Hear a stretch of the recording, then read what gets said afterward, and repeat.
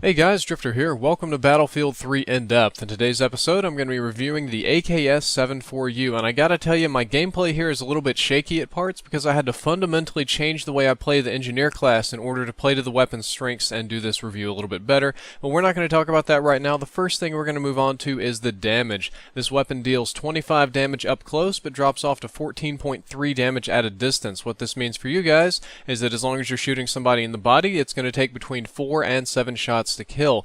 Headshots are double damage, so it could be 2 headshots up close, and body shots only do 90% damage, so it could be up to 8 body shots at a distance. While this damage looks incredibly low, this is the exact same as every single engineer weapon except for the ACRW and the SCAR-H. At DICE, when they balance the guns, at least as far as assault and engineer is concerned, all of the guns have the same damage with a few exceptions. In the engineer class, the ACRW does a little bit more damage and the SCAR-H does a lot more damage. This weapon does, however, have a very slow rate of fire. It only shoots at 650 RPM. This is near the very bottom of the pack for the engineer class. As a matter of fact, I think it's only tied with the QBZ, which also shoots at 650 RPM, and the SCAR-H shoots a little bit slower at 600 RPM, but this is definitely bottom of the pack for rate of fire. The AKS 74U shoots very, very slow. What this means for you guys is that it's going to have a slow time to kill compared to other assault rifles, and you're not going to be able to, not assault rifles, what am I talking about, compared to other carbines, and you're not going to be able to drop people very, very quickly like you can with something like, say, the M4A1. One of the other downsides to this weapon is that it has low to average muzzle velocity. For those of you that don't know, muzzle velocity is the speed of the bullet as it exits the muzzle of the gun, and as far as Battlefield 3 is concerned, that's the speed of the bullet across its entire path because the game doesn't have programmed into it wind resistance. But it does have speed and drop, so with this low to average muzzle velocity, you're going to have to lead targets more at long range and perhaps compensate for the arc a little bit more compared to some of the other engineer weapons. One of the good things about the AKS that not all of the weapons have, I can say, is that when you add heavy barrel to this increases your muzzle velocity. Right now it's not quite the lowest of the pack, it's just a little bit less than average. When you add heavy barrel to it, that increases the muzzle velocity up closer to average. Heavy barrel doesn't always increase muzzle velocity, but it does on the AKS here, and that helps mitigate this problem. The AKS has quite a large variation in reload time. If you still have some bullets in the magazine, or at least that one in the chamber, when you reload this weapon it only takes 1.9 seconds. This is more or less common for the engineer class.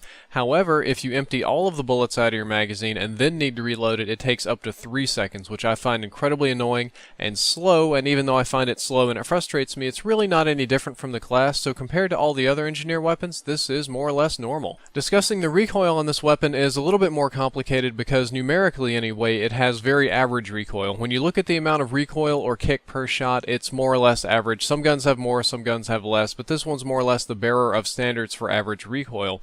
However, this weapon has a very low rate of fire. Normally weapons that have a low rate of fire have a more recoil per kick or something like that, but this one has a low rate of fire and an average amount of recoil, so your effective recoil or your effective accuracy is actually quite high, and you can fire this weapon fully automatically in a very, very manageable way. Another good thing this weapon has going for it is that it has very low first shot kick. There are a lot of engineer weapons that have high first shot kick because in Battlefield 3 the programmers decided to program in extra recoil for the first shot, kind of to simulate going from not shooting to shooting and shocking your body a little bit there, especially when you're going fully automatic.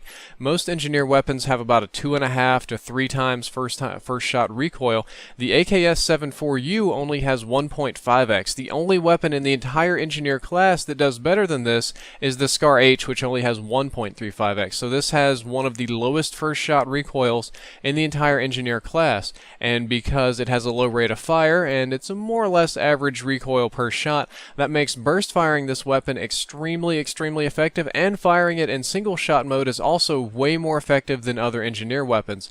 Because of that, I would like to say that this weapon is most effective at mid to long range. It has a slow time to kill, so getting all up in people's face and spraying them and bullet hosing is really not a good thing, but this is one of the few engineer weapons that is really made for long range. If you want to be a long range engineer, this is probably the weapon of choice for you. On a related note, the hipfire spread on this gun is pretty average. It's more or less in line with the rest of the engineer weapons, and engineer weapons do in general have pretty good hipfire spread, so you should absolutely not at all feel scared or ashamed about spraying from the hip with this thing, because sometimes you just gotta spray and pray to kill people. As far as recommended attachments goes, I would almost always recommend optics for this weapon. I'm just not a big fan of the iron sights, but if you really like them, that's fine by you. I kinda like the PKA sight on it because it's a long-range weapon, and this is a good, clear, easy to use, quick to unlock 3.4x zoom. The actual attachment that I recommend is heavy barrel. That's kind of the big one for this gun.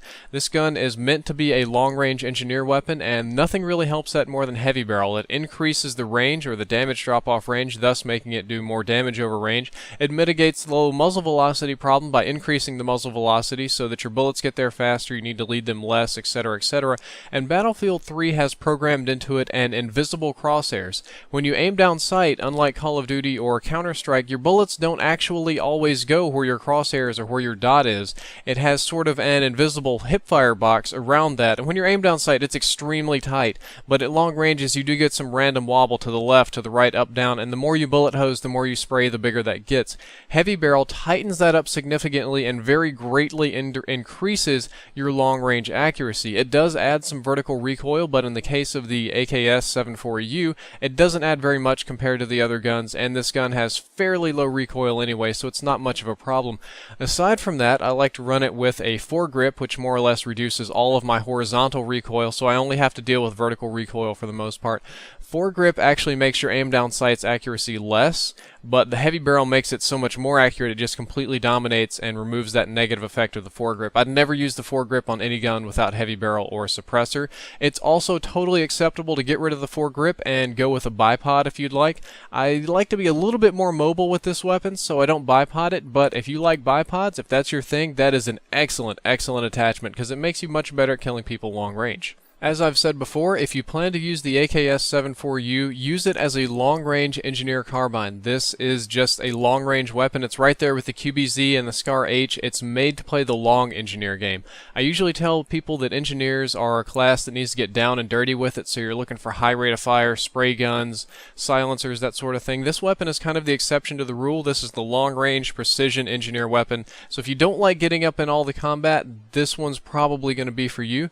Well guys, that's all for this episode. I hope that you enjoyed it and that you learned something useful. If you'd like to come to my channel, I just finished reviewing the M4A1 today, and I do Battlefield 3 in depth on my channel, but not too frequently because I mostly do Call of Duty content. That's kind of why this is on the video games channel. It's because, well, there's not enough Battlefielders over there. So if more of you come over and hang out, I might start posting some more Battlefield content. Otherwise, it's just a lot of DayZ. But anyway, I hope you enjoyed the content, and I'm going to be reviewing a different gun next time. Just post in the comments what you'd like to see, and I'll get on it. Drift0r out.